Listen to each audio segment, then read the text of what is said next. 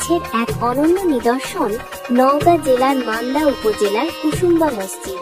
4 শতাব্দী আগে নির্মিত এই স্থাপনাটি আজও দাঁড়িয়ে আছে সময়ের সাক্ষী হয়ে। পাথরে গড়া এই দৃষ্টিনন্দন স্থাপত্য যেন মুঘল আমলের কারুকার্যের এক জীবন্ত দলিল। লোকমুখে বলা হয় 1558 সালে সুলতান গিয়াসউদ্দিন বাহাদুর শাহের শাসনামলে কুসুম্বা মসজিদ নির্মাণ করা হয়। নির্মাণ করেন স্থানীয় জমিদার সুলতান সৈয়দ নওয়াব আলাউদ্দিন। মসজিদটি গড়া হয়েছে পুরোপুরি কালো পাথরে, যা বাংলাদেশের স্থাপত্য ইতিহাসে বিরল।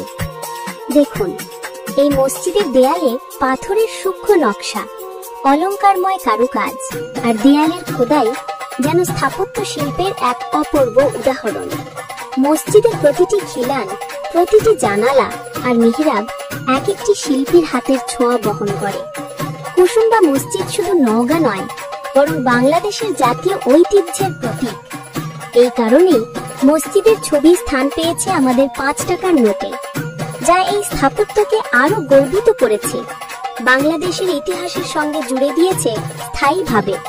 প্রতিদিন সকাল থেকে সন্ধ্যে পর্যন্ত এখানে ভিড় জমে দেশ বিদেশের পর্যটকদের।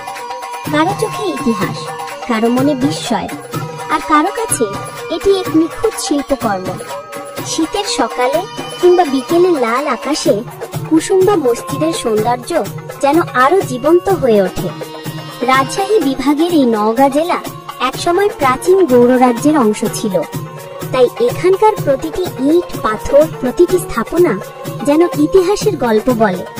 আর কুসুম্বা মসজিদ সেই গল্পেরই এক রাজকীয় অধ্যায়।